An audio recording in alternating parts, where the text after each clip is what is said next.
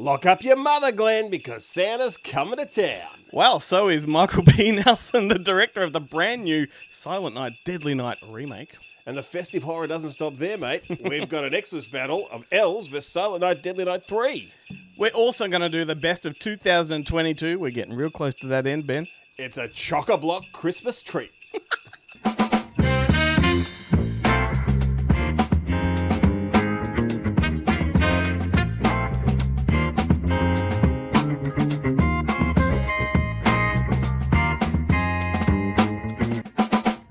Hey. Don't you mean ho-ho? Well, let me do that again.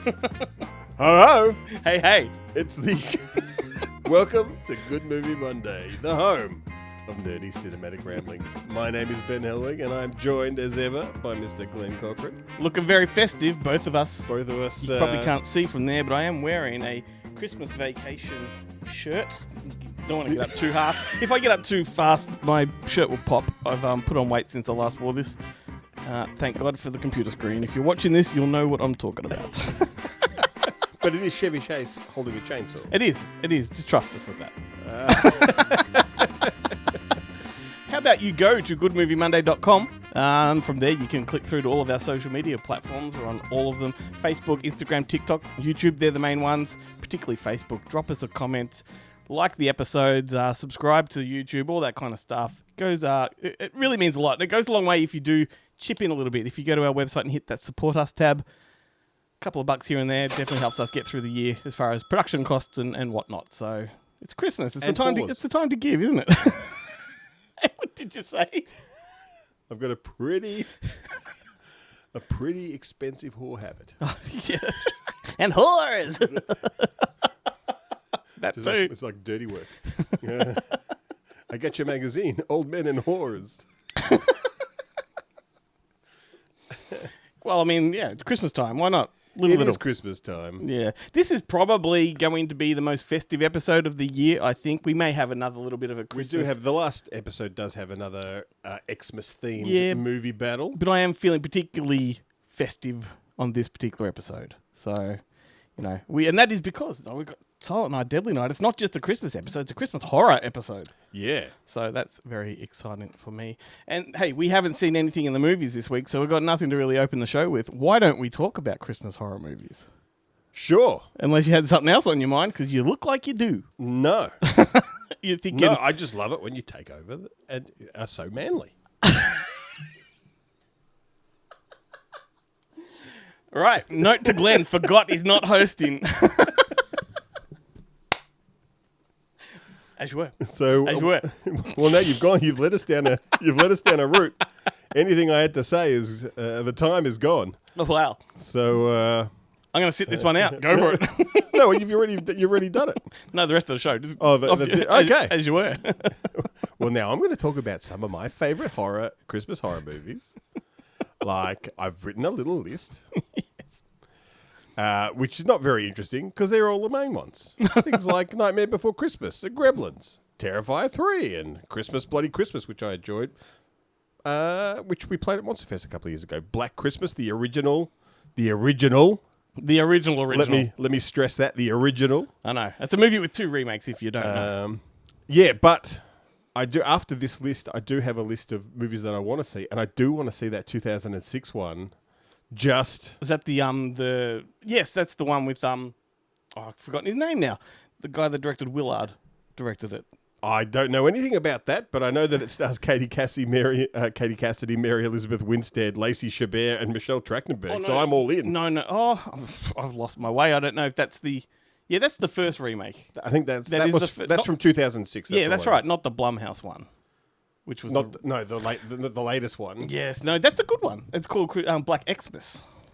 No, I don't know that one. There's the one that came out like 2 years ago. That one. Well, that'd be 2017 or whatever.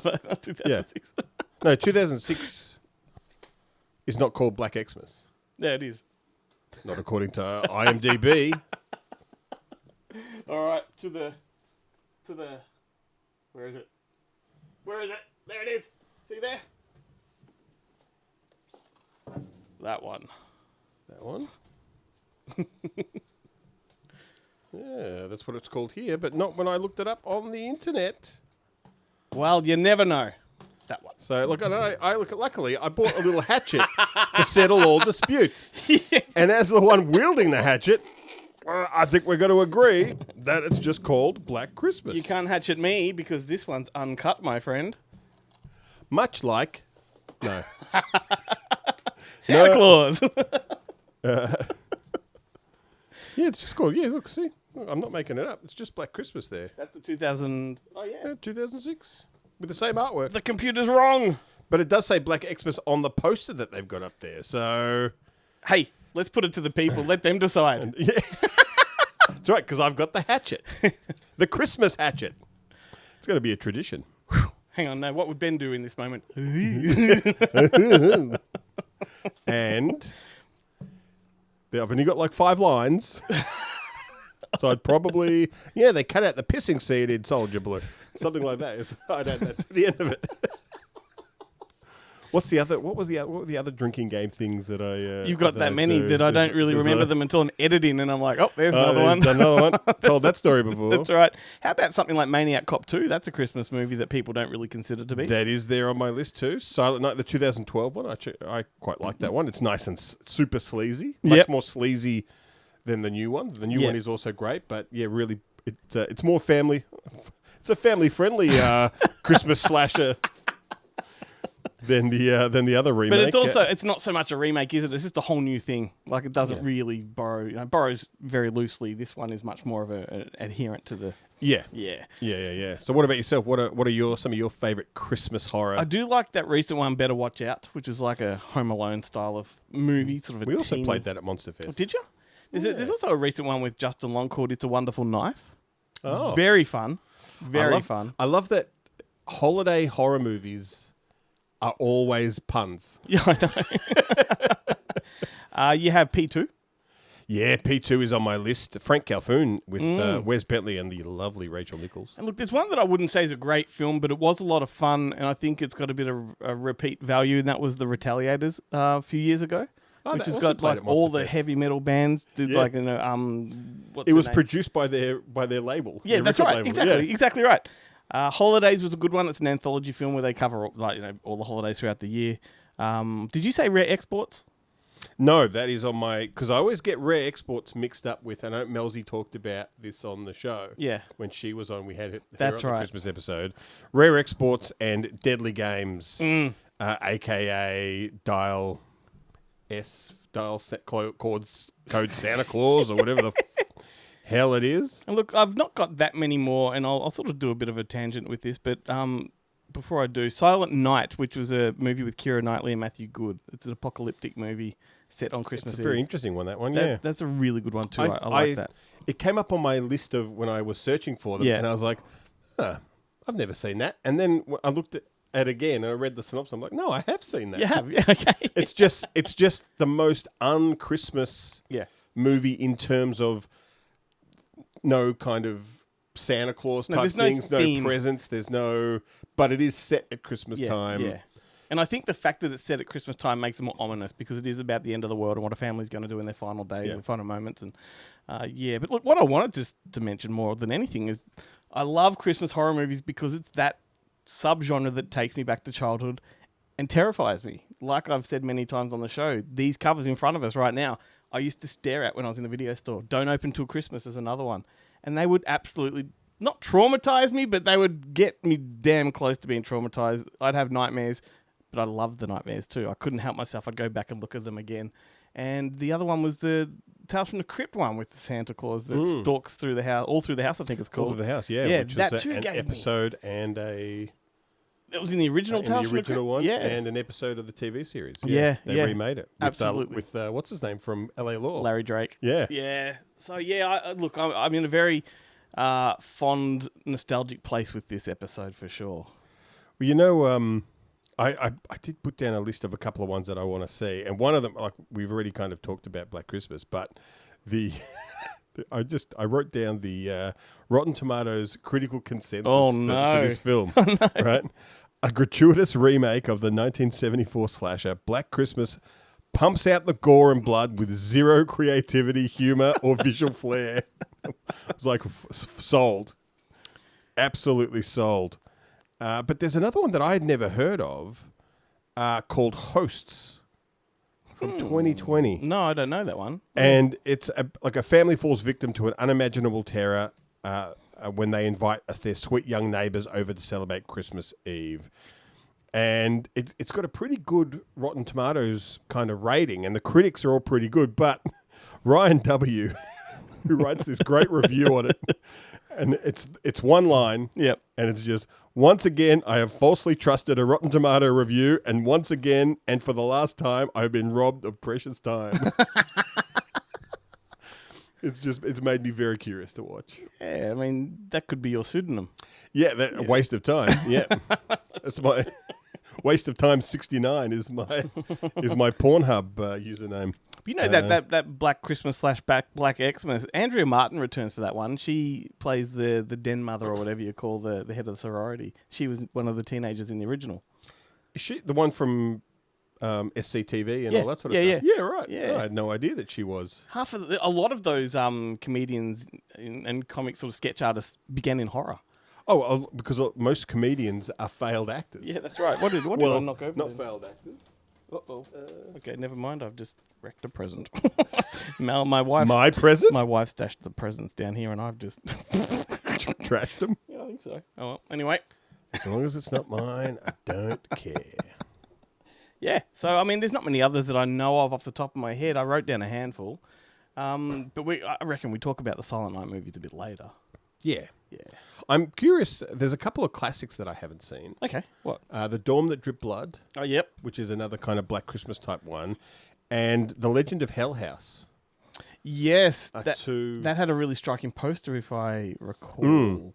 It's been popping up a lot in. Was that a Christmas movie? Yeah. Ah, cool. Well, it's always set. They're always like, Yeah. yeah, because it's a good way to get most of the people away from out of campus or whatever it is, so that you can have like a little slashing. Wicked. Yeah, I know the poster very well, but I've never seen it, and I had no idea it was a Christmassy movie. But that makes it all. I've only got a few more weeks left to watch it. So. That's right. And then it's you're screwed for another year. And how will you fit that in with your Hallmark / Netflix / Hulu? Well, rom-commy. I do have one of those to recommend later in the show. Just as a little bit of a tangent. I'm sure it'd be horrifying to some. Where there is a will, there's a way. Yeah. It's Terrific TV Tuesday, the only Tuesday TV segment that drops on a Monday. Well, this was the hardest segment to kind of plan for with the Christmas horror theme, so I didn't. Yeah, neither did I. In fact, I haven't watched anything. You haven't watched anything? Oh, well, we can just talk about mine. Well, That how works about for me. before we go to yours, I can do a bit of a recap though, because I have caught up on a bunch of shows. Oh, sure. So stuff I've been talking about over the last few weeks. So All Her Fault, I talked about that last week. It's the one that you got all the answers from Jarrett about, the Sarah Yes, Snook show. yes. The crime mystery kind of thing. You That also was- sent me a weird blowjob text from Landman. Yes, I'm glad you understood it. It's a popsicle, not a snow cone. So I was like, well, someone's been watching. Someone's caught up. That was my test to see if you'd caught up on the show. yeah. So I've caught up on Landman.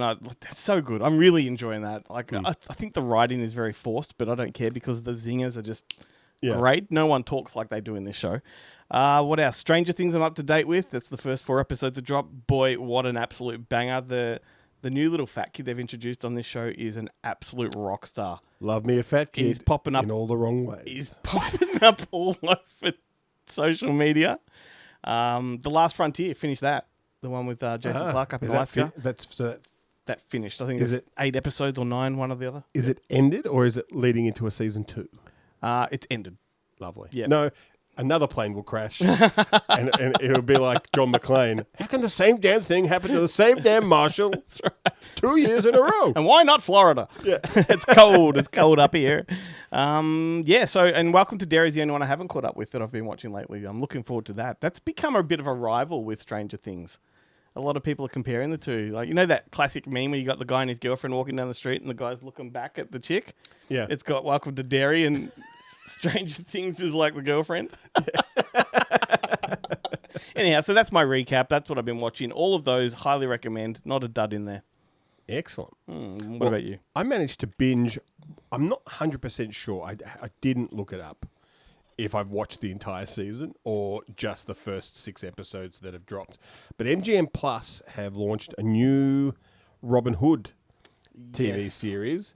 And I'm guessing they're trying to make it like Game of Thrones because there's been more sex and gratuitous violence than any previous iteration of Robin Hood that I have ever seen. So, does he live up to his name, Little John?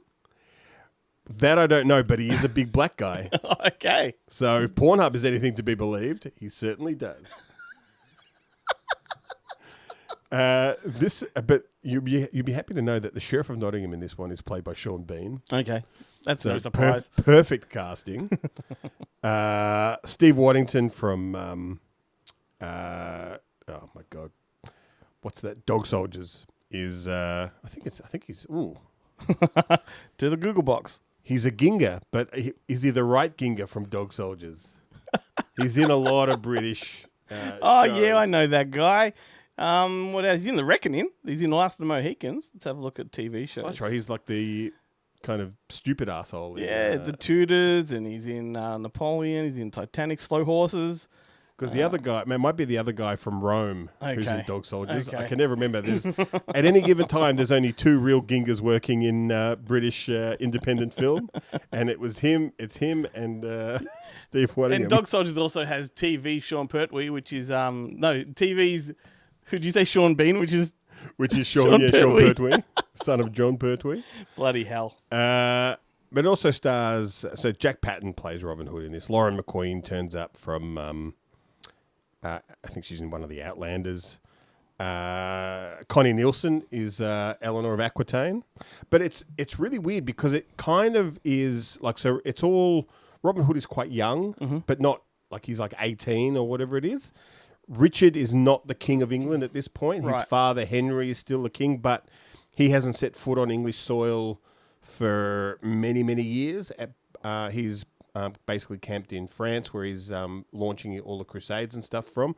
Eleanor of Aquitaine is basically kind of left to be in charge of England. Yeah. But she's actually tried to rebel a couple of times. I'm not sure how historically accurate this show is, but she's rebelled, but he hasn't divorced Well, I her. mean, Robin Hood's kind of lore, isn't it? It's not that historically accurate. It's set in a time, but it's, But it is based around, like, these are real people and these Yeah. are kind of are real things. But she is, theoretically, she's the mother of Richard and John.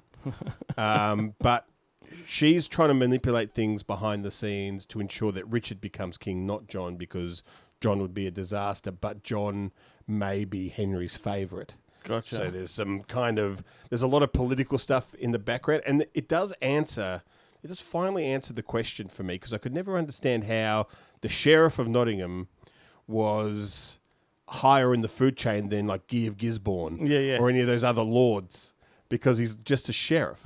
But apparently he's actually like a high lord, the Sheriff of Nottingham.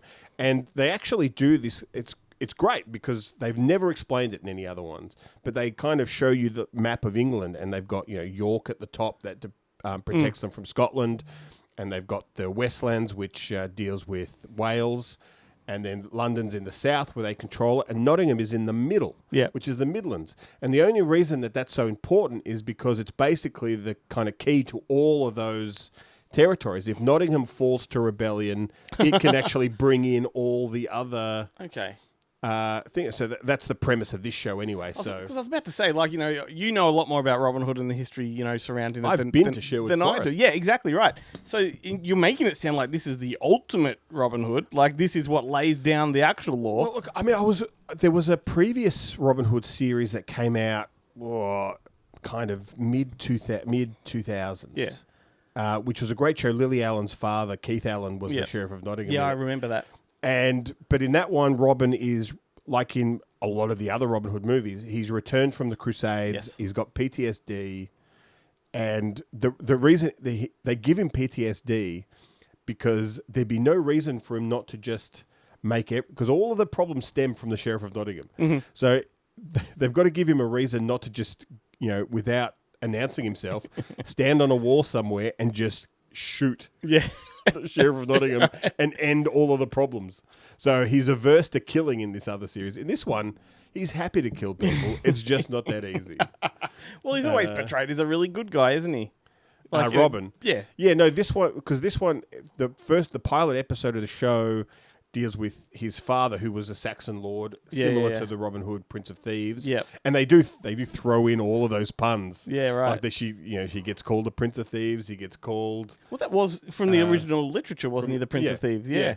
But they have yet to mention Men in Tights, but I'm sure it's coming. They do... Hey, you're bad! But so he's been robbed of his land by Steve Waddington, who has now become the Earl of that, whatever it is. So his father's forced to work as a woodsman in Sherwood Forest for the Sheriff of Nottingham, but Steve Waddington isn't happy. He thinks that he's going to maybe convert to Christianity and then get his land back, which obviously he doesn't want. Mm-hmm. So they orchestrate this way to kill him, and Robin witnesses his father being hanged in the town square of Nottingham. And this is all in the kind of first episode. So it is much kind of darker, and they do, but he is. So yes, he's a good guy, but basically he's actually fueled by revenge and hate. Yeah, for sure.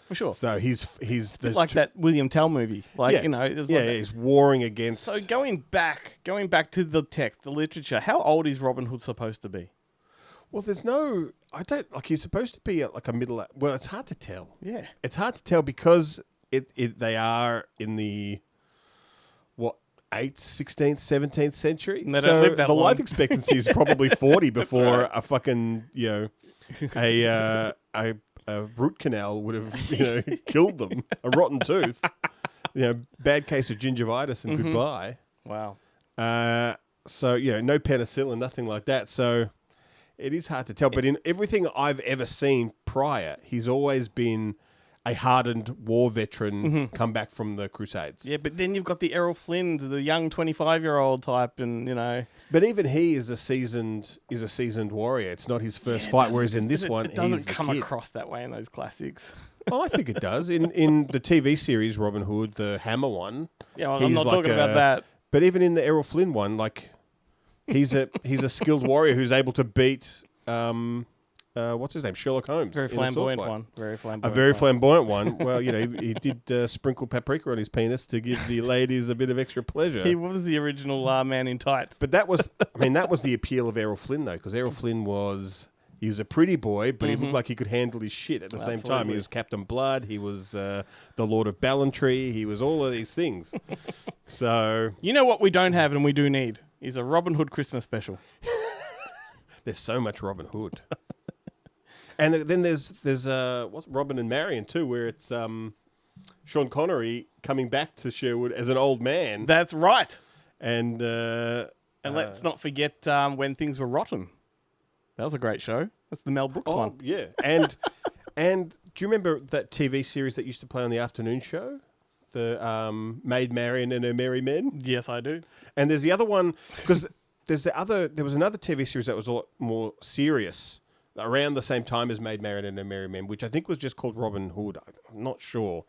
But it had a lot to do with like Herne the Hunter and all these other British kind of mythic characters, like these warriors in the woods, and there's a lot more entwined with the Celtic and the Saxon folklore. What I find so amusing about all of the Robin Hood stuff is that the outrage that the Saxons feel when the Normans come in and take over their lands.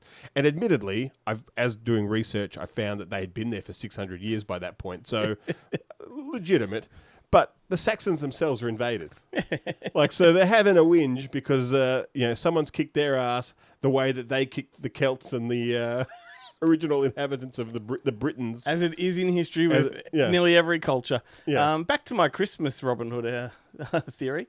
He could rob presents from the rich kids and give them to the poor kids. There is a story to be told here. They had Christmas back then, didn't they? No, they didn't. Okay. Well, if Santa Claus the movie is any indicator, they did. They did if it was Sweeps Week. Because that's how television works. That 85 movie lied.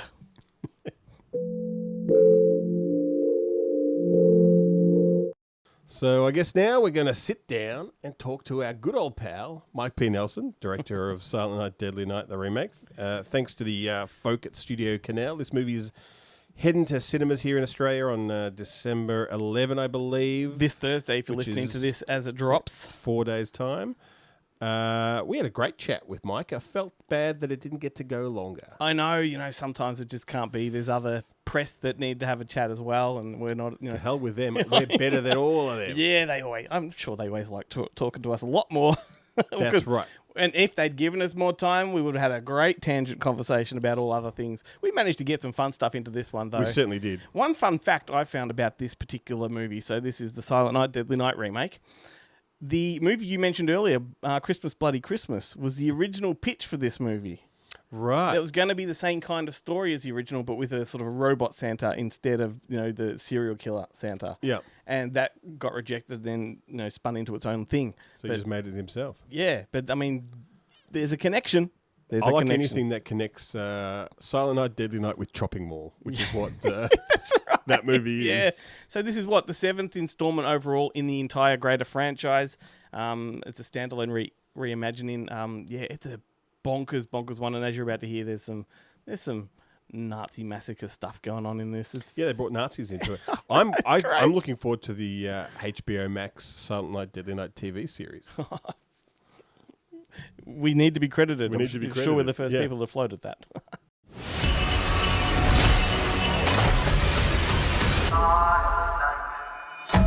Holy buckets! Awesome. Look at all those movies behind you guys. Jeez, are you in a rental shop or is this personal collection? This is having no personal life. That's what does it. This is what happens when you have or work in a rental shop and they go out of business, and then you just take all the stock home. You are so right. lucky. We've got such a limited amount of time, and I reckon we could probably talk for so long. But firstly, I want to just sort of tell you that I appreciate you daring to be different and not making a carbon copy remake. So thank you, sir. Oh, dude, I appreciate that. And secondly, I really appreciate that you went full Sisu and gave us a full-blown Nazi massacre. So where the hell did that come from?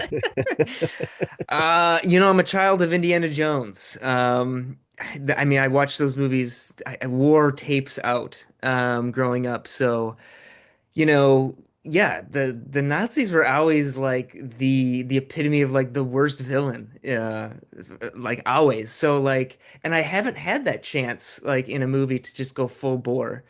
And this was like an opportunity where I was like, what is just something that's absolutely ridiculous that I could do here that nobody's going to see? It's just going to come out of left field, but nobody's going to like think twice about it. It's gonna be like, oh yeah, of course.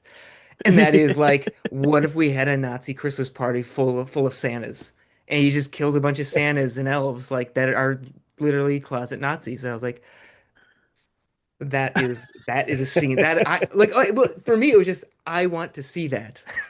Yeah, and I appreciate seeing that. Like that must have been fun to shoot. Oh, it was a blast. It was very challenging because we did not have a lot of time to shoot it, but for what we were able to pull off in just a couple days, and I mean, Roland did 90% of his choreography. Like he was whipping that axe around, dude. Like I thought you were gonna say he killed 90% of the Sanders. He actually to save on money and save on effects, we just killed a bunch of people. Yeah, kill Nazis and killed. No, it was definitely crazy, and Rowan had a couple days to practice with the stunt coordinator, Kristen Swatsky and her team. Like, it was incredible, and we were very fortunate that he was just very good at.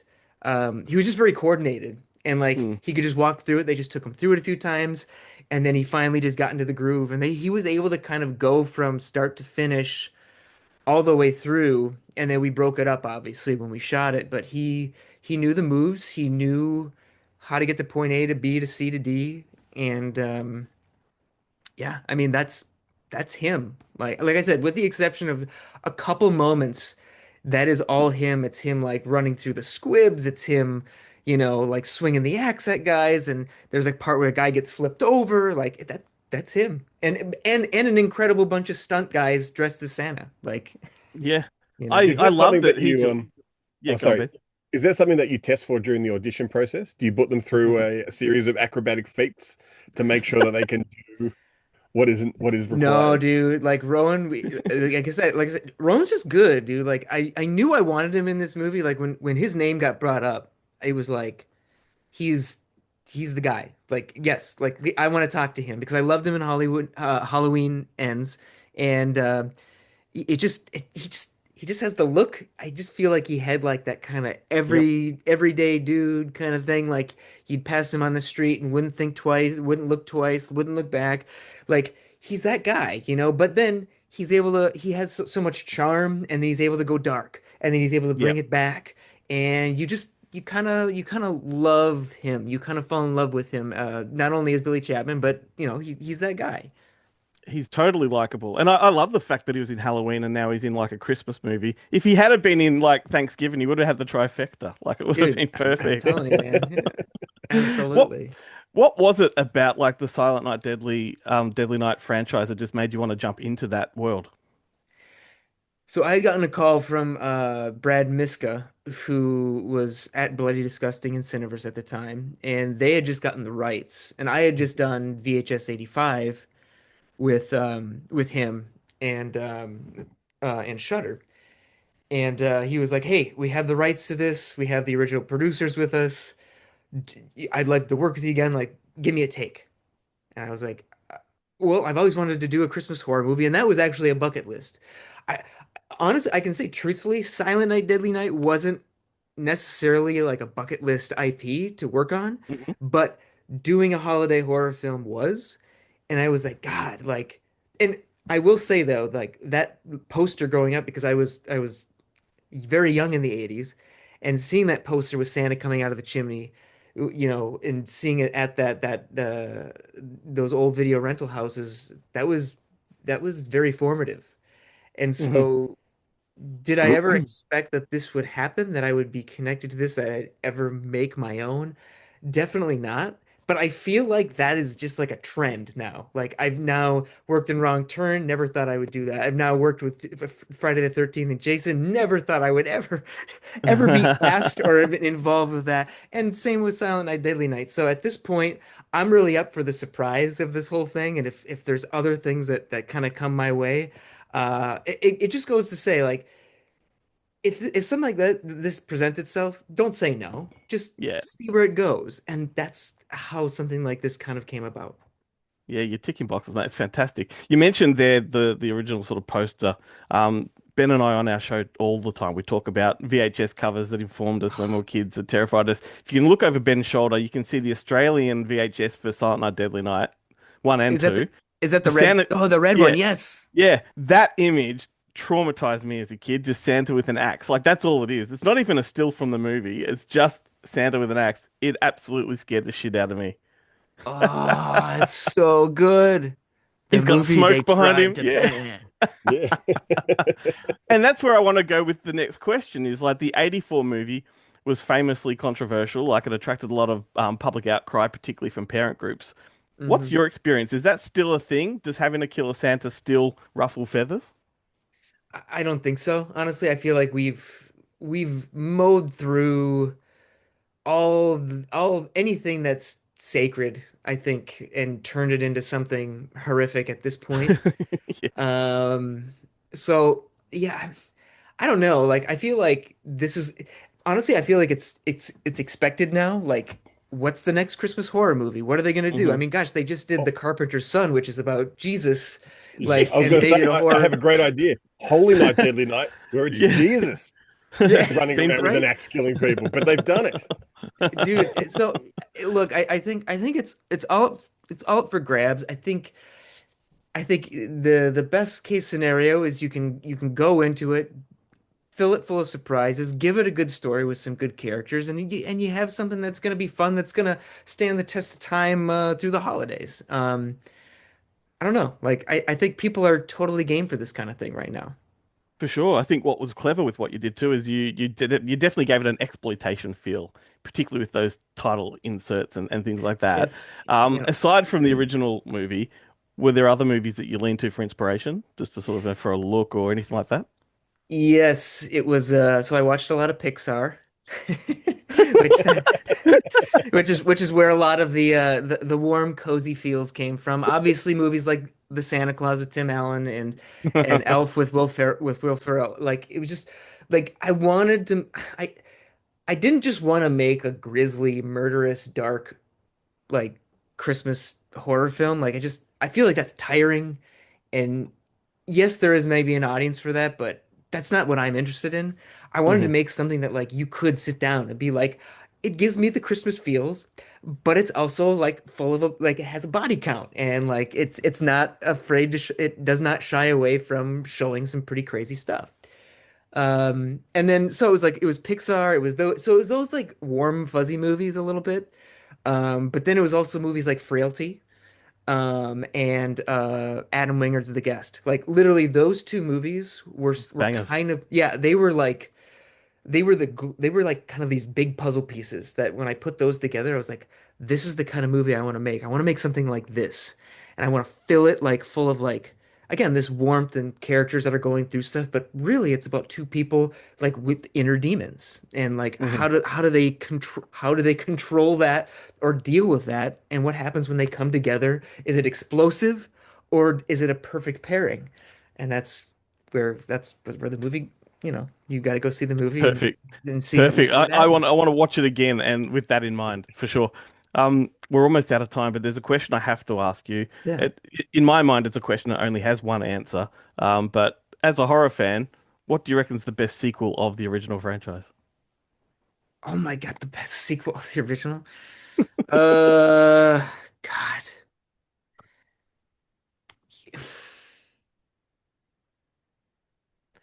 Honestly, in terms of the sequel, I know it's so rooted. I mean, basically most of the movie is just the first movie, but and it's not a great movie, but it because it is still like what I associate Silent Night, Deadly Night to be is I gotta say it's part two. I Right. mean, I Yeah. know that like, that's where Garbage Day comes from, but like just honestly, just that sequence on its own and the fucking umbrella death where I just it's to me it still feels as though it's in that like vein of like low budget Santa Claus killer movie. And that's what I associate Silent Night, Deadly Night being like it veered off with the other ones. And I like what Silent Night, Deadly Night is with it being, Yeah. this kind of Yeah. psychosis and Yeah. it's Billy and now it's his brother and blah blah blah. Yeah. Well, you are I wrong. It's just part five. yeah. Cheers. We're just Yeah. about out of time, Ben, so we do have to wrap it up. If you got one more, real quick. I just have one more quick question. Now, we are both big fans of physical media, as you can tell by what's behind us. And we Mm-hmm. may be jumping the gun here a bit because we are talking about the theatrical release of Silent Night, Deadly Night. But down the road, is there a uncut home entertainment release? Is there a second cut, more gorier cut? There will be physical media. I know Awesome. there'll be like the Blu-ray, there'll be the DVD, Steelbook, whatever. Me personally, and they've started to do this again. I want to see a VHS release of this, Yes. to be completely honest. That to me is what would excite me, is to Mhm. get that official release. I mean, come on, Fede Alvarez just did it with Alien Romulus. Yeah. We can do it with Silent Night, Deadly Night. Did Terrifier do it too? Like I I was Yeah. going feel to say, Yeah. like here they did. I was yeah, looking Yep. for, I was going to pull Yep. it out, but it's not Yeah. within Yeah. grabbing distance, but there is a yeah. Terrifier VHS. That to me that would seal the deal. VHS release of this Mhm. would be the best with like again with special just the special art for the VHS cover art. Like it we would have to throw it back to me to like the old school 80s cover art and have somebody whip it up, get somebody like Creepy Duck or something to come in and just like put his spin on it. And God, just to have Just use that the Santa with an axe. Yeah. That's all you need. done. Anyway, Yeah. we've got to go, mate. Thank you so much for taking time. Like, what a fun movie. Really, really appreciate your time. 2022. The Event Horizon Telescope reveals its first image of Sagittarius A, the supermassive black hole at the center of the Milky Way. I say no thank you. I've seen that movie. You can shove that up your ass. It's 2022, Glenn. We're getting towards the end. We're almost up to date, and theoretically, this was only 3 years ago, and I should have a much better memory of what came out and what you liked. Yeah, well, when it came to like Unfortunately, what no. we had as our top 10 back then, I couldn't remember. And as I'm Yeah. going through this, it's like, oh yeah, I think that was on my list. And I didn't Yeah. bother to go and check.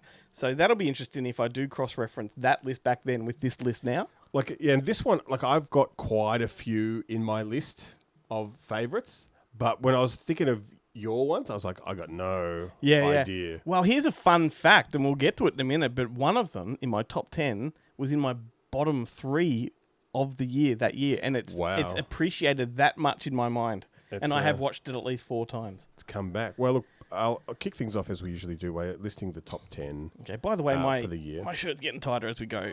Something's happening. Anyway, I'm either expanding or the material's like... It's because you're snacking in between segments. On pure helium. So number 10, Puss in Boots, The Last Wish. The Last Battle, Battle at Lake Changlin. So that obviously I got the world one. That's the one. It was, I literally looked at it and we'd been going by the US ones. This one, they were all American movies, but this one. That's okay. The Battle of Lake Changlin, which is a sequel, which you will...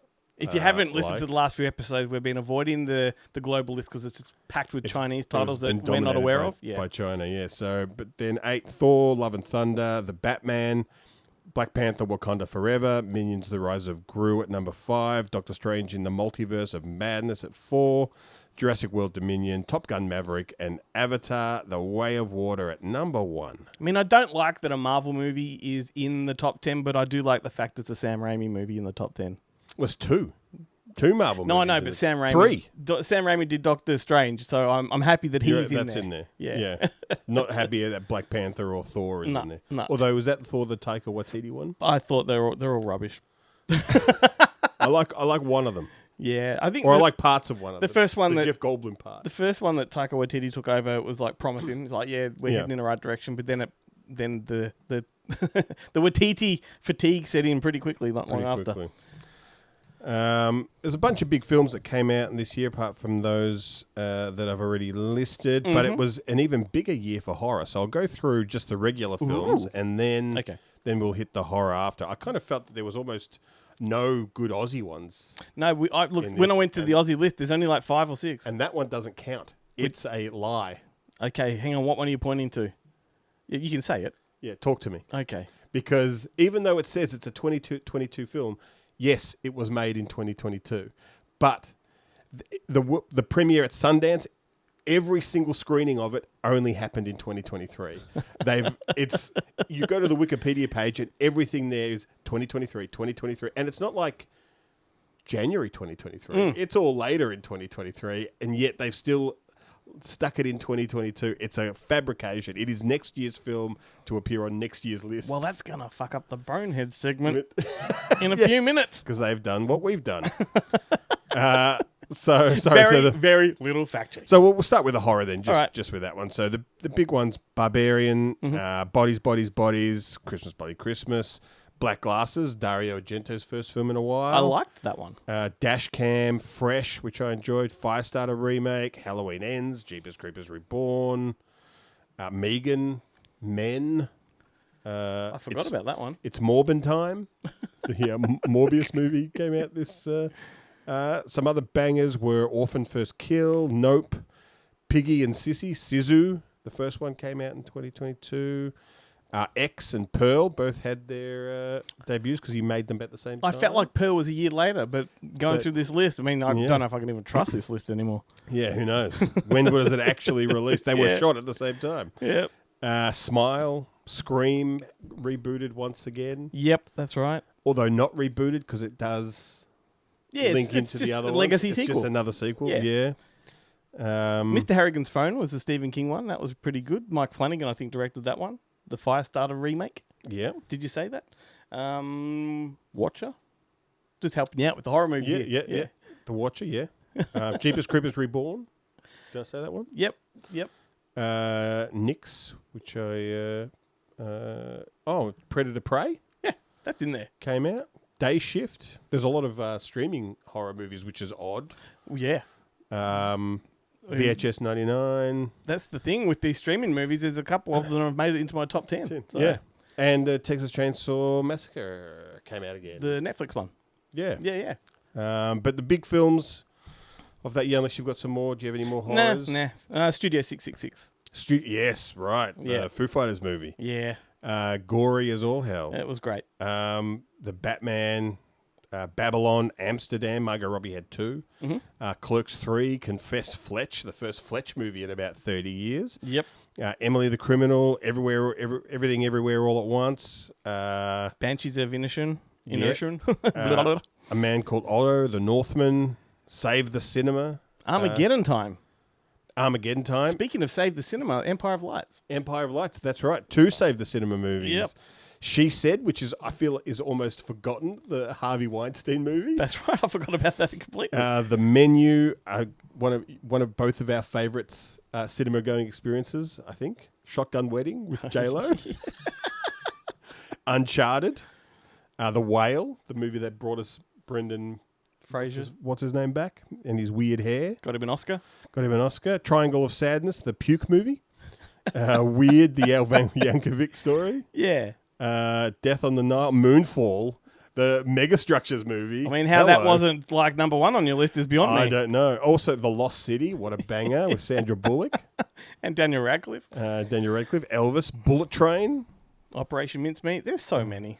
Don't Worry, Darling. Fablemans, Glass Onion. Like the list goes on. We're talking like we're really excited, but I don't know if it's a strong year. Like I think, these are good movies. Don't get me wrong, but like you go back to 15 years ago when we were doing the list from the 80s, 90s, the caliber of movies was really, really high. Yeah, but or was it that just we had unsophisticated palates? Because I think if the amount of people who I've heard give shit to the original Running Man since the new ones come out, which they also gave shit to, I'm like, fuck you. Can 8-year-old Ben be wrong? I don't think he is. Mind you, like you go back and you do look at the original Running Man with Arnold Schwarzenegger. It's very campy. Like it's really like it's a bit like Death Race 2000 where the cars look like they're made out of cardboard and it's fun. It's plastic. And you get to see their bits in spandex. And it's still rated R just because, Because why not? If they reclassified it, it'd probably be PG now. Yeah. Yeah, I've been going through a lot of, for the Monster Fest weekender we've got coming up. Mm-hmm. It's essentially a rep film. Yeah. A rep program.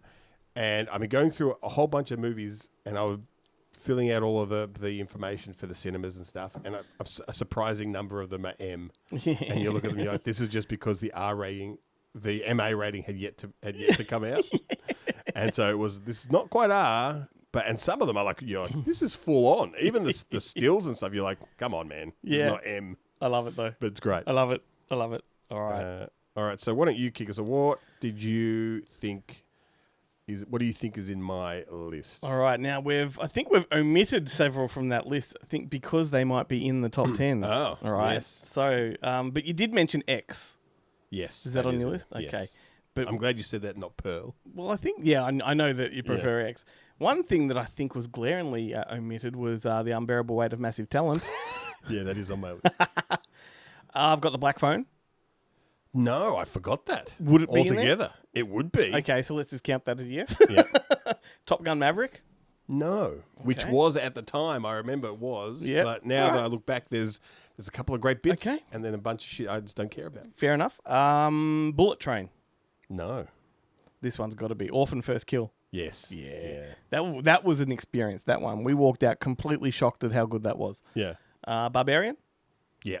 And I won't even mention Talk to Me. Motherfuckers on the internet. Yeah. That would be on the list. Yes. No, so that's it. That's what I got for you. That's what you got. Well, I also had Fresh. Uh-huh. Dash Cam. Mm-hmm. Emily the Criminal. Yeah, right. Jerry and Marge Go Large, the lottery movie. Yes. I haven't watched it yet, but it is sitting there on my queue, waiting to be watched, and I just never get to it. Predator Prey, and Smile. Right. That's a really decent list. Yeah. Yeah. It's a Excellent. big list. So, I really struggled with you. Like I said, one of them was my bottom 3. Was your bottom 3? Well, I've put Downton Abbey, A New Era. No. Chip and Dale Rescue Rangers. 100%. That is a fantastic movie. Also direct to streaming. Ambulance. Yep. I think that was direct to streaming because it was a COVID movie. I think so. Hustle, the Adam Sandler movie. No. But that is good. Orphan First Kill. No. Everything Everywhere All at Once. Nope. Unbearable Weight of Massive Talent. Yes, that's in there. Tar. No, I hated Tar. That was bottom 3 for me. Yeah, so it I was thought that might have Jarrett's been the one that held that right up there in high esteem. Banshees of Inisherin. Nope. Good though. Weird, the Al Yankovic Story. No. And The Fablemans. No, I undenied about the Fablemans because I do love it, but it's not quite a popper for me. Yeah. No, so the one that I reevaluated is the Texas Chainsaw Massacre Yeah, right. reboot. It's a sequel. It's a direct sequel to the original. Yeah, right. Yeah. Is it just because... Yeah, because it's the... What's her name? Marilyn... Not Marilyn Burns. Well, her character comes back. I think it is Sally? the same. It is No, the actress. No, it's not. It's the Oh, no, it's the Sally is played by. I wish I could remember now. She's been in a bunch of things, but I can guarantee you it's a different not. actress. Yep. I thought you would have reevaluated it just because of all of the influencers who get killed, and you would have been like, "Fuck yeah!" No, I came out of that movie and I was so angry at how much I hated that. Like it was, Right. I thought it was just an abomination. I then thought about it for about 6 months, went back and watched it and thought, what the fuck was I thinking? This is fantastic. And then I watched it again and again and I'm like, yeah, this is a banger, absolute banger. It doesn't play that well as a sequel. Like the explanation for his absence over the years, sitting in a bedroom at the top of a fucking little orphanage, does not really gel. But once you get past that, what happens in the movie is really fun. A lot of fun, yeah. And it's sort of anti-woke and I like that. The other one I forgot was The Lost City. I did have in my list. Yeah, as no, well. because I didn't love that. So I had Texas Chainsaw Massacre. No, it was in my list. Sorry. Oh, okay, It okay. was I my thought you were one. going for me. I forgot to mention. Yeah. X, I had that in there. Yep, Ambulance, Chippendale, Top Gun Maverick. Yeah, that was in I mine. should have put that in there. Black Phone was definitely in mine. Barbarians in mine. And Moon Age Daydream, which is the David Bowie sort of documentary. It's not a documentary, but it is a documentary. It's a big one. The 4-hour version or the... Well, I only ever saw the theatrical cut. But it was a trip, an absolute trip. And I mean, all the extended cut is more of it. Because it's not really a narrative. It's just the collage of sound and images. Yeah. Of sound and vision. Well, you've done well. You've done well, my friend, and you're lucky because I had told myself that for each one that you got wrong, a finger was going to be traded. But you managed to get most of mine, so... You're doing the camera, go side on. Go side on. Otherwise, it's a stick. It's my bash. It's my finger cutting stick. I just mash it. Was that bit supposed to be at the front of this? The problem is I can't go too crazy with this because it's a little loose. Yeah, it needs to be soaked in water. Otherwise, it's going to fly off and there's going to be a little accident. You know what? I just randomly that made me think of. It popped up on TV the other night, but Tales of the Crypt Demon Night. Oh yeah. And I only watched like a bit of it, but geez, it made me want to sit down and watch the whole lot. But it was it was on a digital TV, and the reception wasn't too good to get pausing. So I was like, I'm just going to watch it on Blu-ray. But I don't know why that the head coming off the axe made me think of Tales from the Crypt. Billy Zane, one of the great villainous characters, monster characters in horror history, I reckon. Yeah, you should listen to your friend Billy Zane. He's a cool guy.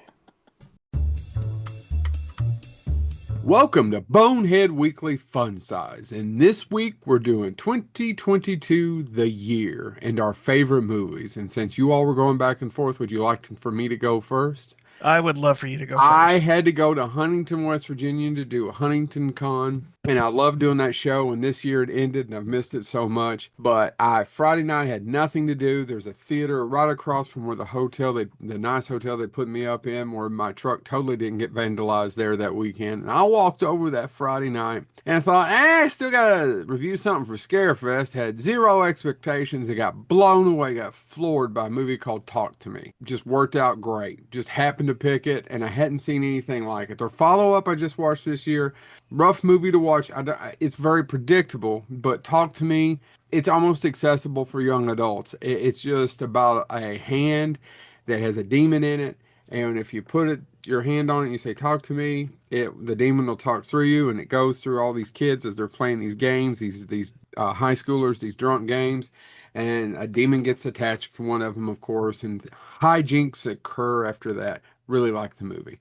Chad? Yeah, I'm going to go next. I really did. I scanned all of 2022. There's only one movie that significantly stood out to me, like as, yeah, this is my favorite movie of 2022. It's Robert Edgar's The Northman. I still love that film about a young Viking prince on his quest to avenge his father's murder. I mean, it's just phenomenal. It honestly, guys, I don't know.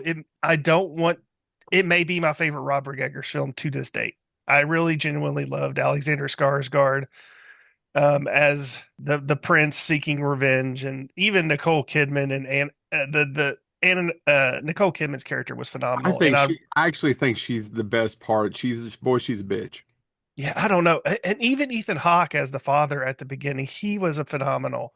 It's pretty bad when everybody actually outacts Willem Dafoe.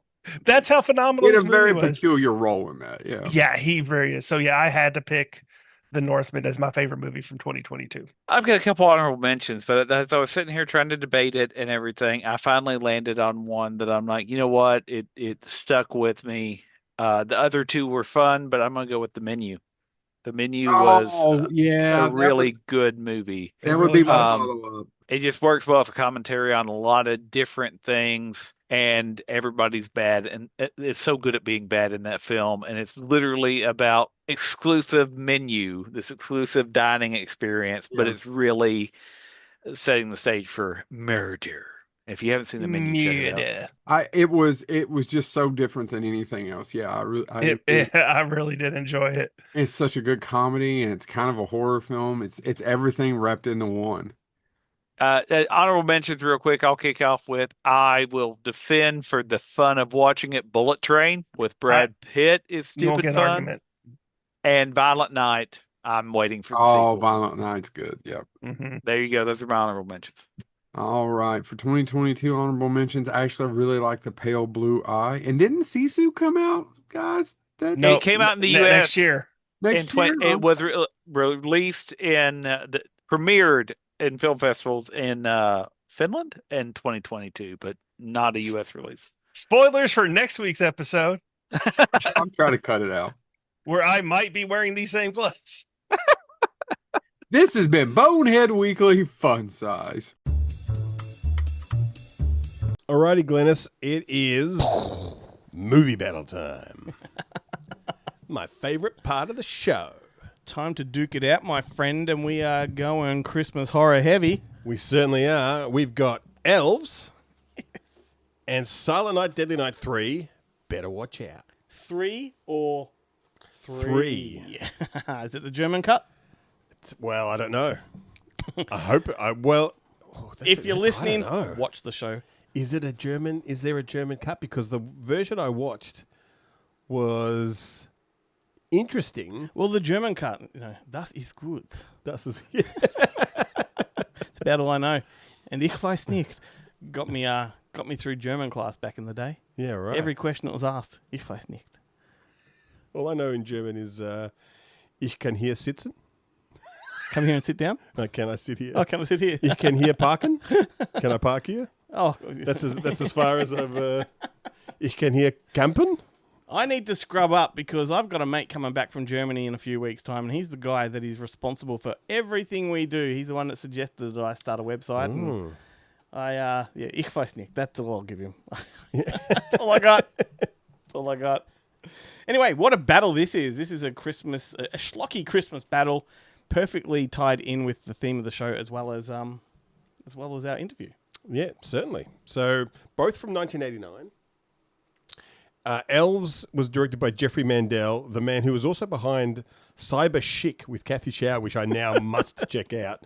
It is possibly next to Deadly Friend with the basketball head exploding scene, possibly one of the most clipped movies on TikTok and Instagram with the I need to know about the elves and the Nazis. The connection between the elves and the Nazis. Stars Dan Haggerty, who was famous as Grizzly Adams, a family-friendly woodsman who travelled the backwoods with a bear sidekick. But he was not averse to the odd exploitation film, and Elves is the perfect example of that. He also did Abducted 1 and 2, which are very, very nasty Canadian exploitation films, which I highly urge. highly Canucksploitation, my friend. Canucksploitation. I highly recommend you seek out. Vinegar Syndrome have released at least the first one on Blu-ray. Definitely worth checking out.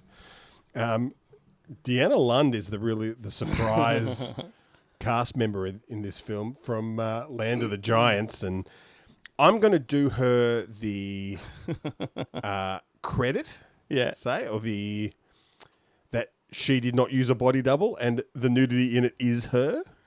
And you can tell from her face, especially her IMDb profile picture and stuff, that she is no stranger to the old scalpel. And she is the only one who she doesn't even get a name in the film. She's just Kirsten's mother. That's right. But she does have a very odd bath scene where first she puts her makeup on like Steve Buscemi in what's it? Yeah, it does the People to Kill. People to Kill. What is that one? That's Billy Madison. Billy Madison, yeah, which is great. And you can see it come off in clumps. And she's just getting in the bath. It's so weird. But it is a great film. All about I'll read you this. This is the synopsis on IMDb because there's no way I could do it justice. Well, before you do the synopsis, let me just say the first thing that you notice about this film is the poster, which kind of is trying to rip off Gremlins. Yeah, like it looks very much like the Gremlins 2 poster in a way. Yeah. I don't know which came first though, but it's a very bloody, violent version of Gremlins, and a lot of what's in the movie is Gremlins too. Yeah, except instead of a cute little furry creature, it's a naked goblin-y? And the weird thing is, full-size kind of man. The tagline that keeps getting repeated in the trailer is, "They don't work for Santa anymore." No. I don't think they ever did when you watch the movie. They've been co-opted by the Nazis, who all sound very, very Jewish, which is hilarious. But so this is the IMDb synopsis. A woman finds that she's part of a Nazi breeding experiment with elves to create supermen. She and friends are trapped in a store with an elf. Only a renegade Santa Claus can save them. I'll give you one guess as to who plays the renegade Santa Claus, who is also, by the way, an ex-cop and a hobo. Yes, that's right. I forgot about the hobo part, the ex-cop part. I mean, it's got this. It's this. Yeah, God damn it! These theories are outlandish. This is what got you kicked off the force. That's right. There's so much. Because I'm telling you, there's a goblin. There's an elf. There's lots of little gags in there too. Like even every time they enter the store, they keep locking the door. I think that's funny. Yeah. But let me tell you what I was outraged about watching this. Like it was outrageous. So you had the fact that you got breaking the presents again. Broken another present. Fuck me. All right.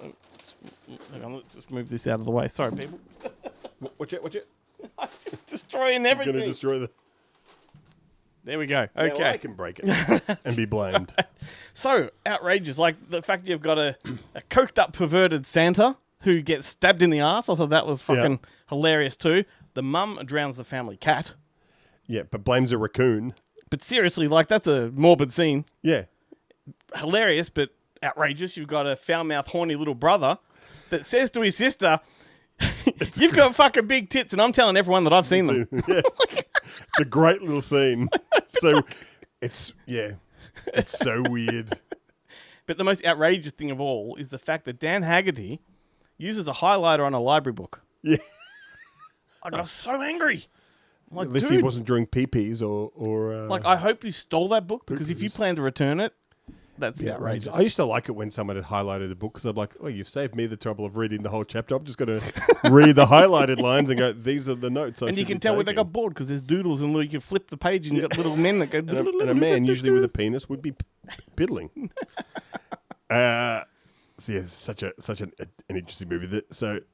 And this is followed by, it's Combatant, Silent Night, Deadly Night 3, Better Watch Out, directed by Monty Hellman. The great Monty Hellman. Of all things, possibly at his most slumming kind of point in According this to film. him, this is his best film. Well, let me tell you, for the record, he is wrong. Because he did like ride the whirlwind and the shooter. But Two-Lane Blacktop is a masterpiece. Cockfighter, even. I think the reason he always came back to this one is just because of the circumstances. I think they had 1 month to prep it and shoot it and get it done because the original script was thrown out the door. And so, Which is obvious. So they made it happen, right? Yeah, absolutely is obvious. Like, it is not a great movie by any stretch of the measure, but He just liked it the most. Yeah, look, if they gave him complete creative freedom, obviously he did not deserve complete creative freedom. where he deserves credit, like, we wouldn't have Tarantino if it wasn't for him. He gave Tarantino the kick in the door. Same with him and Scott Spiegel. No, he's Pivotal. Monty Hellman is great, and he, I know people who've stayed at his house because he used to Airbnb it. He's a great guy. This is just a very weird movie. Stars Samantha Scully as the horny blind girl with a daddy complex. Unconvincing blind girl you'll Blind ever girl, see. yeah. Bill Moseley plays. So this is what's so interesting about these is that I can't remember the name. Who's the Silent Night Deadly Night kid? You got the original was Billy, Is Billy, and then his brother, and then it's his brother Ricky, who is in the first one. But then it's like no one ever wants to be Billy again. It's only Ricky from here on out. I mean, because this is the final part of the original trilogy, so it's the one story that connects. Oh no, it isn't 4. Four's on. She's in 4 too. Yeah, no, but and Ricky's in 4, but it's a different character, and it's the Brian Usna movie, and it's about a coven of witches. It's a unrelated standalone movie. Yeah. And then number 4 and 5 were both Brian Usna productions, and they are very tenuously connected. Yeah. So Bill Moseley plays Ricky in like a stellar performance. He is the best thing about the film. Yep. Except for maybe Laura Elena Herring from Mulholland Drive, who gets naked for absolutely no reason. Like when they write. When they put the definition of gratuitous nudity in the dictionary, this is the kind of movie they're talking about because there's just absolutely no reason for it. And when you say Bill Moseley's great in this, like, he does phone it in. Like, don't get me wrong, like, I love him in it, but it's not like it's not a strenuous performance. No. His performance is not the best. He meanders here and there. And He just wanders around and does virtually nothing, but he's just wearing the coolest hat. And you could tell they're really trying to kind of create a franchise, kind of Jason has the mask and Freddy Krueger has the glove. What can Ricky have? a sloshing brain. He can have a sloshing brain hat.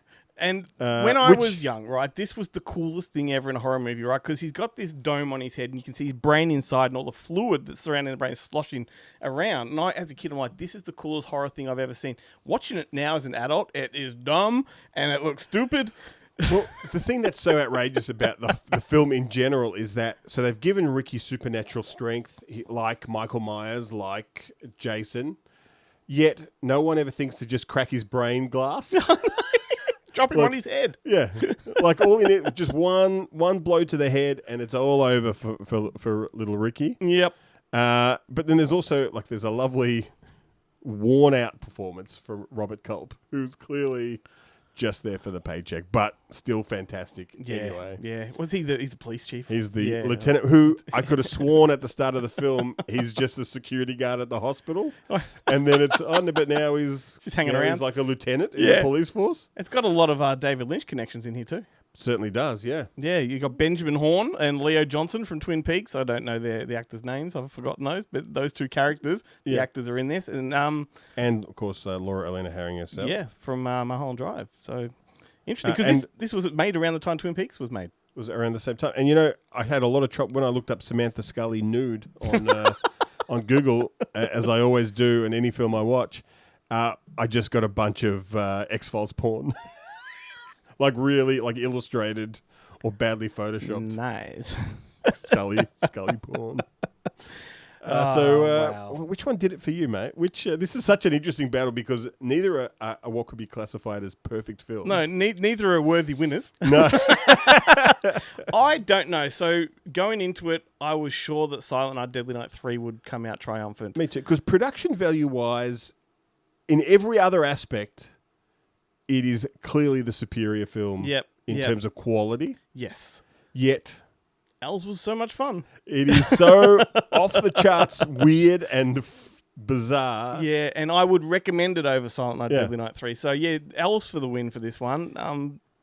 Because you basically once you get over the exposed brain and the fact that Samantha Scully is bizarrely attracted to her doctor because she's an unrelated. So the premise of this film is She is a blind girl who has psychic powers. Yeah. And they're testing her in a lab with a comatose patient, which just happens to be Ricky from the Silent Night, Deadly Night 2. They end up in each other's dreams. And she breaks through, though she denies it to the doctor because she's getting sick of being a guinea pig. And then he comes after her, much like Michael Myers comes after Laurie. Yep. For like a very seemingly Well, look, minimal you reason. see, I've written here that this one turns Ricky into much more of a Mike Myers type. Like, Yeah. so we definitely both saw the same thing. Yeah, it's fun. It's fun. It's not, clearly, as if you listen to that interview, not my favorite of the franchise. No, you're very aggressively not. It's not part 5. So we'll give it to Elves for sure. Yeah, I agree. I think Elves, like you watch Silent Night, Deadly Night 3, and yeah, as I said, once you get past the brain box, there's nothing more. And to may say. I say, like, the original had a great cover art on VHS. They've got the Aussie one in front of us right now. But number 2, which is in front of us too, had a great cover. It's got the Bob with the gun in it. Very striking. Number 3 has the most lame cover. It's like some icicles and her in a window. It's like, where's the iconic horror image in that? It's a terrible cover. It was also like just it wasn't a sell-through box, but it was just a small box. Yeah. It wasn't a puffy box like this, which was, as a kid, the sign of quality. If you really thought the film was good, you'd have it in a big box. What are they called? Are they clamshells? They're clamshells, yeah. Yeah. Yeah, so like, but I agree. I think Elves for the win. Like, you'll come away from Elves, regardless of what you thought of it, with something to talk about.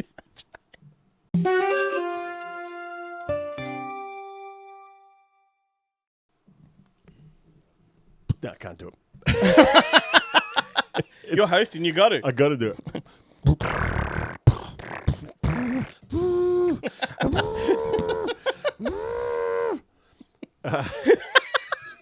This turns into Harvey Keitel every time. Every time I try. Rapid fire recommendation time. The not so rapid end of the show. That's right. Why don't you kick us off, Glenn? You've got a lovely Christmas recommendation. Well, I do. Look, a horror Christmas recommendation to some. I only recommend this one to a very niche portion of listeners, or maybe just Ben. I don't know. It's a new Netflix rom-commy, Hallmarky type movie called Tinseltown. Oh, okay. Not the one I was thinking. But This okay. one is directed by the guy that made Bank of Dave and Fisherman's Friends. I'm fucking in. Right. Excellent. Say no more. Starring Kiefer Sutherland in the lead. Yeah. This will turn you off, but she's actually really good in it. Is Rebel Wilson? She doesn't do her comedy thing. Right. Which is Okay. great. I've seen the ads for It's this. got Derek yeah. Jacobi, it's got Danny Dyer, it's got Alice Eve, it's got Catherine Ryan, Lucian Leviskant, and Jason Mansfield. It's got a great cast. I've been seeing the ads on Prime come up all week, and the only thing that made me want to see it was Danny Dyer was in it. Okay, and look, it's got a great director who's made theatrical movies. It's got a great cast, but it does feel like a Hallmark Lifetime Channel kind of thing. But it's fantastic. So Kiefer Sutherland, he plays a guy called Bradley Mack. He's like a fictionalized version, kind of himself crossed with Tom Cruise. He's like the big Hollywood star. He's the star of a massive big franchise called Killing Time, and they're up to Killing Time 7, and that's where we meet him on the set. But he's also a really cantankerous and difficult kind of Hollywood actor, and no one wants to work with him anymore. His popularity with the public nosedives. His agent fires him, and he's left with nothing. The only gig he can get is a pantomime in a small English village. And so his agent sets it up, and off he goes. And when he gets there, in typical movie fashion, he thinks he's getting the Ritz. He's not. He's getting a little B&B.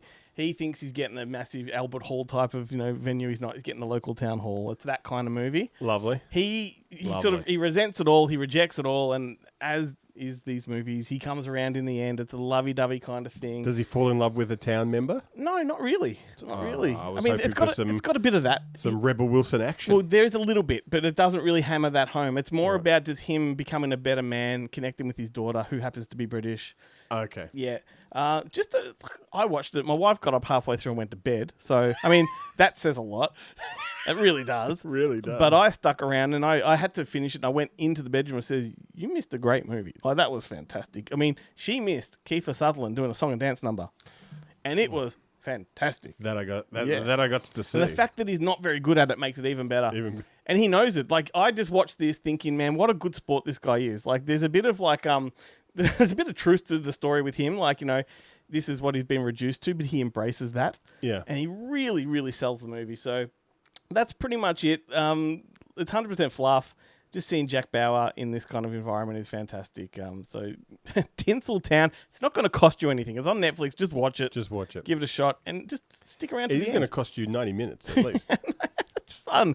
It's And fun. Derek Jacobi, my goodness. Like, he's like pushing 95, 96 now, and he's still got it. He's still got it. I love him. Love him. Yep. There we go. Fantastic. Well, look, I was going to talk about Windchill. Oh, yeah, the Emily Blunt one. The Emily Blunt one, but it was just like I watched it with the intention of talking about it. It just wasn't as good as I wanted it to be. Though it is okay. Directed by Gregory Jacobs. Emily Blunt plays the Emily Blunt that I always thought she was. When you look as good as she does, you'd be the kind of person she is, rather than the lovely, delightful woman who presents on all of the interviews and stuff that you see Emily Blunt in. Mary Poppins, she ain't. Mary Pop, yeah, in this film. But Martin Donovan turns up as a sleazy highway cop. He's pretty good. There's some good stuff in it, but look, I didn't love it. Mm-hmm. It was just Something. fair enough. Something. It is a ghost movie, which is Is this odd. the one with all the ghosts along the road? Other one See, the- I got pissed off at this because I actually wrote a short film about the exact same thing. It just was set in an Australian country town or Yeah. country road. And they blew it for you. And I'm like, oh, now everyone's going to think I copied that. Yeah. So look, I just to keep it short, I am gonna, and I have kind of talked about that. I'm gonna bring up one that I've already talked about on the show, but I watched it again anyway because it is one of my all-time favorite Christmas movies, and it's just it's Elves level weird. It's from 1983. It's called Bloodbeat. Oh, yeah. Which directed by Fabrice Ange Zafir-Hatos, I think his name is. And it stars Helen Benton and the lovely Claudia Payton, who I'm sad to say never did another film and died in 2012. But she is a revelation in this. This movie is a weird, like this young couple, or not even really a couple, they're like college kind of sweethearts, and they come back to his home in the, I don't know where, say Minnesota, Wisconsin, yep. Wisconsin kind of wilderness, like it's a snowy kind of tundra. Home of Ed Gain. And of course, his mother is a painter who has psychic abilities, and she immediately does not like the new girl because she's like, she's familiar. I don't know what's going on. But then, while they're there, at first, it looks it's so weird.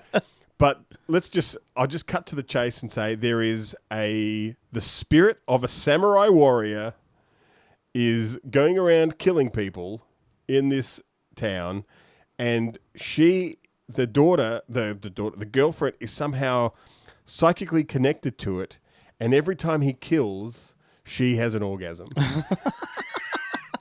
And there's a phenomenal scene with, like, the first kind of time it happens, with her writhing in bed in masturbatory glee while this guy cuts down this couple. But the couple is, what's so fascinating about it? I mean, it's so weird. But the couple that he kills, all right, it's this couple where I would like to think he's older than me, but the reality is he's probably 35. He's a big guy. He's got like a mustache. He gets into bed, and they've got a water bed. Him and his couple. He's got a grouchy wife. They get into the bed, and it's a water bed. Yeah, now, if you're living in a Minnesota in the winter, a water bed is going to be freezing cold. It's an ice block. It's an ice block. It is weird. But he gets into bed wearing a robe, pajamas, and his baseball cap. He doesn't take his baseball cap off to go to bed. It's country living, mate. He gets in the bed. He pulls out the paper. He gets the dog in. Yeah. So he's hugging the dog while reading the paper. And then his wife, who's just in the background kind of complaining about everything, and he's like, "Hey, get me my tea." And she's like, "Well, I'll get you your bloody tea." And then, anything else? And he goes, "No." And then she comes back with the tea. And then he's like, "Hey, where's my orange juice? You forgot to get me my orange juice." She's like, "Oh."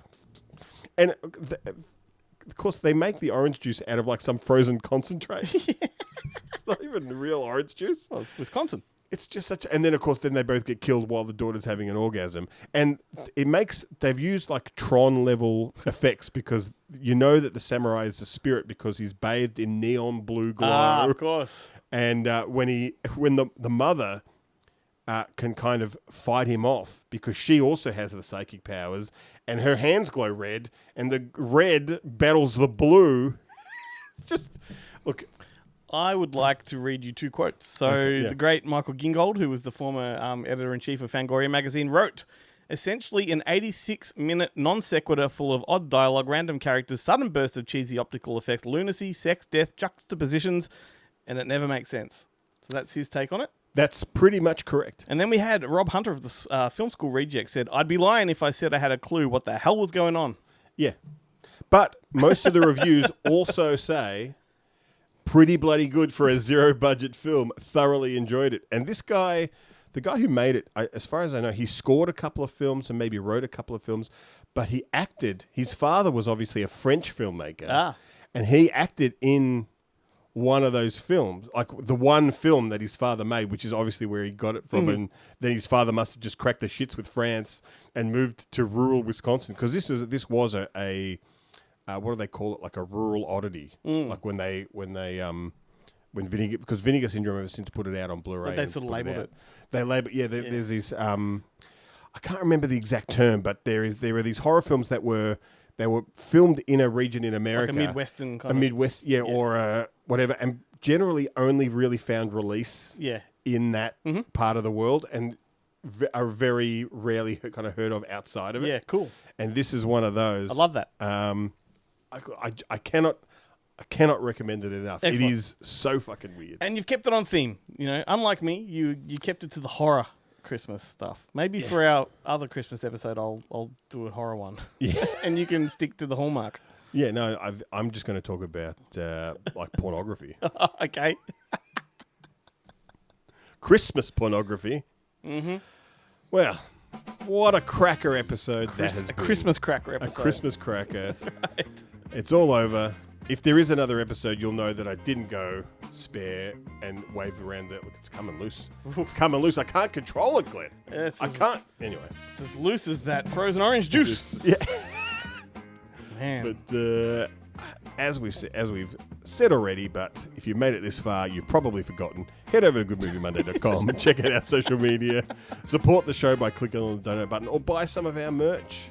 Yeah, the merch that I have not got at the desk anymore. That is over there somewhere. Yeah. But join us next week. We've got another cracker show. Absolutely, it's going to be a banger. And find us on TikTok too. Find us, yeah. Yeah. Maybe. I come off particularly well. No. It's usually my most embarrassing moments are on TikTok. Not even I like those videos. But yeah. I'm just waiting for you to sign off. It's good night from me. It's good night from him. Were you hoping I'd say that? Yeah. Ah, excellent. I was totally hoping you would say it.